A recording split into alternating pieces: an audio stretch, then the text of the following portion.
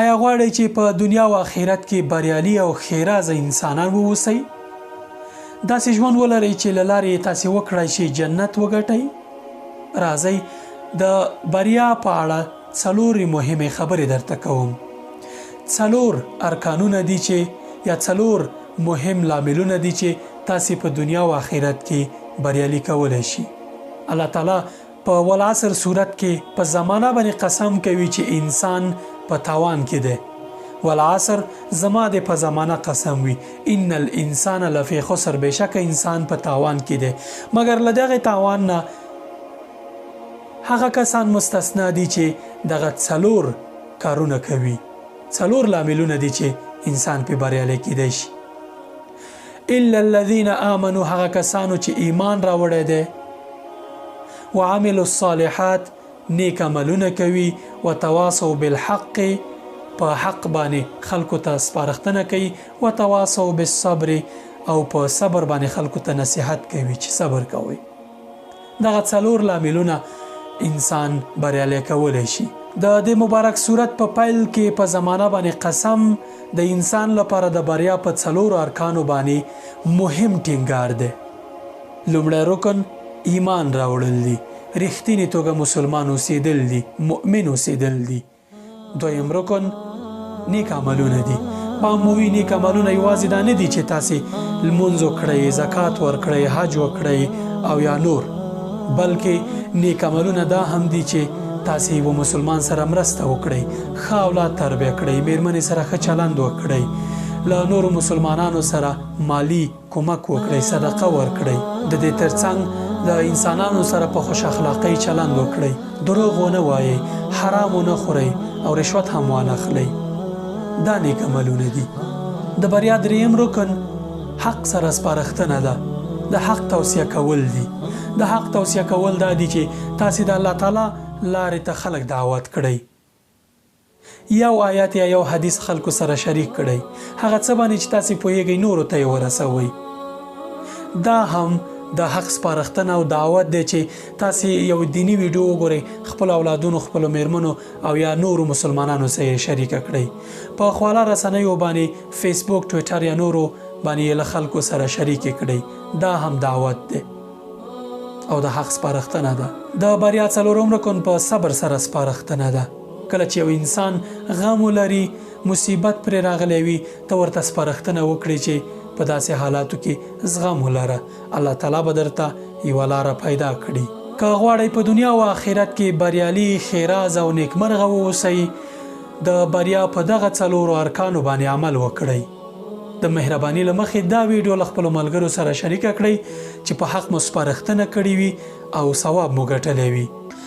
د قرآن کریم د طه سورت په پیل کې الله تعالی رسول الله صلی الله علیه وسلم ته فرمایي: طه ما انزلنا علیک القرآن لتشقى. موږ قرآن کریم د دې لپاره نه دی نازل کړی چې ستا ژوند دې له کړاوونو ډک شي. دا همداسې موږ ته خبره ده. قرآن کریم د دې لپاره نه دی نازل شوی چې زموږ ژوند دې کړاو نه ډک شي، بلکې د کړاو ختمولو لپاره دا عظیم کتاب نازل شوی دی. د همدې سورت په وروستیو کې الله تعالی فرمایي: فمن اتبع هداي فلا يضل ولا يشقى ومن اعرض عن ذكري فإن له معيشة ضنكا. چا چې زما د هدایت یعنی د دغه قرآن کریم تابعداري وکړه، زده یې کړو، عمل یې پرې وکړ، هیڅ کله به دی بېلارې، ګمراه او ګناهګار نشي. خو الله تعالی بیا هغه چاته خبرداری ورکوي چې فمن اعرض عن ذکري فإن له معیشة ضنکا. که دغه قرآن نه یا دغه کتاب نه یا دغه ذکر نه مخ واړوئ، ژوند به مو کلک شي، له کړاوونو به ډک شي. ضنکا یعنی د دغې موټې په شان به تنګ شي ستاسې ژوند، ستاسې زړه. هیڅ دلیل نشته، هیڅ توجیه نشته چې مسلمان دی ووایي زه قرآن کریم د زده کولو لپاره یا وخت نه لرم، یا یې نشم کوای او یا امکانات نه لرم. زموږ ستاسې په ژوند کې ډېرې ستونزې د دې له امله دی چې موږ قرآن ته شا کړی، قرآن نه زده کوو، نه یې لولو او پرې نه پوهیږو. اوس راځم زیرې ته. که چیرې تاسې په بهرنیو هیوادونو کې ژوند کوئ، وخت نه لرئ، یا جوماتونه یا اسلامي مرکزونه له تاسې لرې دي، او یا امکانات نه لرئ او غواړئ چې قرآن کریم زده کړئ او په ژوند کې له کړاوونو بچ شئ، میزان اکاډمي ستاسې په خدمت کې ده. موږ ستاسې لپاره د دیني زده کړو د اسانه کولو لپاره میزان اکاډمي جوړه کړې.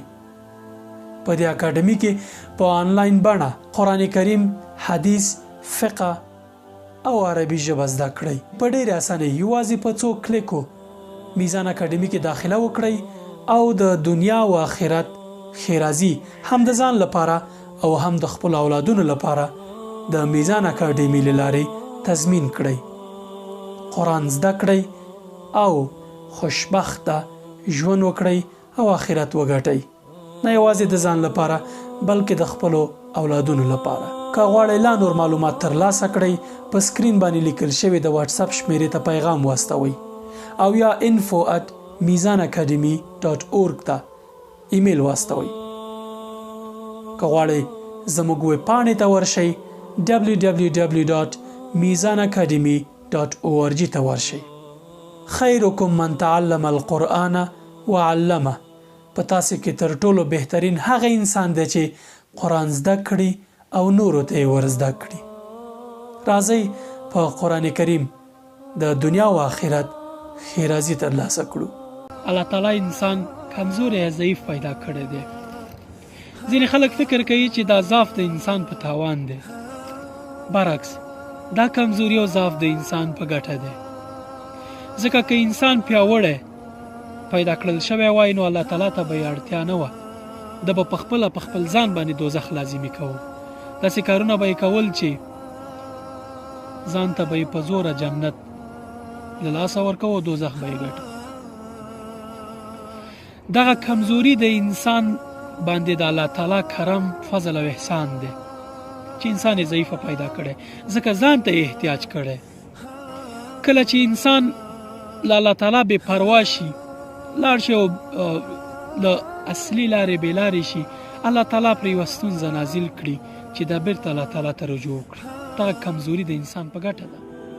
الله تعالی خوښوي چې ته هغه ته بیرته رجوع وکړې، راستون شي. ځکه الله تعالی ستا مرستندوی دی، ستا تدبیر او هر ټولې چارې الله تعالی درته تنظیموي او ستا په خیر باندې تنظیموي. انسان له دې دیوال هاخوا نه پوهېږي چې څه دی، له دې غره هاخوا نه پوهېږي چې څه دي، خو الله تعالی پوهېږي چې هلته څه دي. ته ځینې شیونه ځان دپاره ټاکې چې ستا په تاوان وي، خو الله تعالی پوهېږي په هغه څه کې چې ته فکر کوې چې ګټه دي، د تاوان دی پکې، او ستا د ښېګڼې دپاره الله تعالی تا له هغه بچ کوي. موقت ډول باندې ته فکر کوې چې دا خو ما سره سم کار ونه شو، ځکه ما یو څه غوښتل الله تعالی را نه کړل. کمبخته انسانه، دغه ستا په ګټه نه و. که ستا په ګټه وای الله تعالی دومره خزانې، دومره لوی ځمکه، اسمان او هر څه لري، څه به کم شي چې تا ته یو څه درکړي. خو ته باید په دې باندې یقین وساتې، د یقین کچه دې لوړه کړي چې الله تعالی ستا په خیر باندې فکر کوي. که الله تعالی دا ستا د بدن نظام، دا ستا د بدن کنټرول تا ته درکړی وی، ته به دې بدن کې کوم غړي ته رسېدلی وی چې کنټرول یې کړي. 40 ساعتو کې څو وارې به دې دا قلب هم کړی وی، د ګردې، د اعصابو، د مغزو، د ثانیو د څومې برخې هغه فعالیت چې دی اتومات کوي، حساس حالت کې غبرګون ښیي، څنګه به دې کنټرول کړی و. خو دا هر څه الله تعالی دا ټول نظام ستا په ګټه څرخوي، خو ته پرې یقین نه ساتي. الله تعالی سره د محبت د لارې جنت وګټئ، نه دا چې ترې وډارېږئ، یوازې ډار باندې جنت مه ګټئ، مینه ورسره وکړئ. بهترین عبادت هغه دی چې د مینې په بنسټ وشي. ډار یوه برخه ده د الله تعالی نه، باید وډارېږو، خو خبره دا ده چې الله تعالی سره باید مینه وکړو او دغه مینه باید موږ جنت ته بوځي. هغه ځای چې تر ټولو لوی نعمت پکې د الله تعالی دیدار دی. جنتیانو ته به وویل شي چې ټول نعمتونه درکړل شو، بل څه غواړئ؟ جنتیان به ورته ووایي چې یوازې د الله تعالی دیدار غواړو. الله تعالی به حجاب لري کې خپل خاص بندگانو ته ځان وښيي. تر دې لوی نعمت بل شته